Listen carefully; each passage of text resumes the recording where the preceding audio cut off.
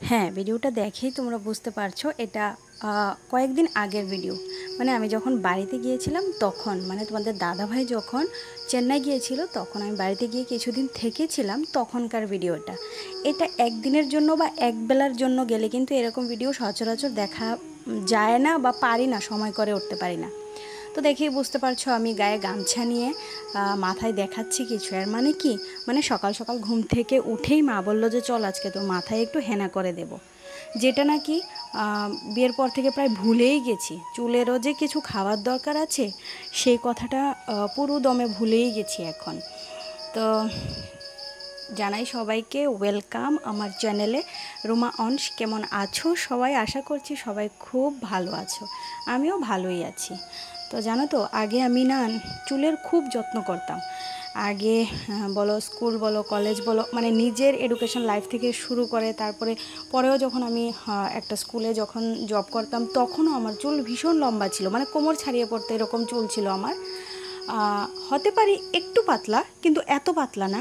আমার চুলটা না খুব সুন্দর ছিল, বেশ কালোও ছিল।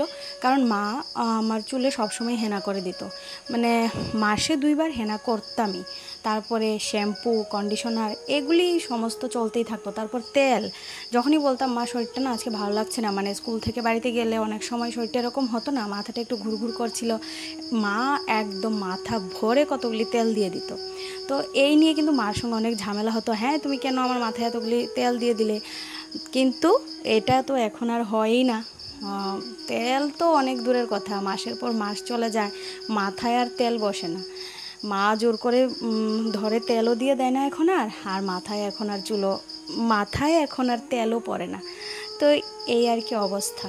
যাই হোক, এইসব অনুভূতিগুলি যদি মনে আসে বেশ কষ্টও হয়, আবার খুব মিস করি, জানো তো সেই দিনগুলি খুব মিস করি। আছে সেই দিনকা মা আবার বলল যে চল বাবু তোর মাথায় একটু হেনা করে দিই। তারপরে খুব খুশি হয়ে গেলাম যে মা চলো আজকে তো সময় আছে, একটু হেনাই করে দাও। আর বিশেষ করে আমি আগে চুল কাটতে পারতাম না, জানো তো। এক হলো আমার মা চুল কাটা ভীষণ অপছন্দ করতো। ইভেন মাঝে মাঝে আমার মা আমাকে কসম দিয়ে দিত যে তুই চুল কাটতে পারবি না। তারপর তোমাদের দাদা ভাই আমার লম্বা চুল ভীষণই পছন্দ করতো, মানে ওর কাছে ছিল কি চুলই সৌন্দর্য। তো সেই এখন আর কিছুই নেই।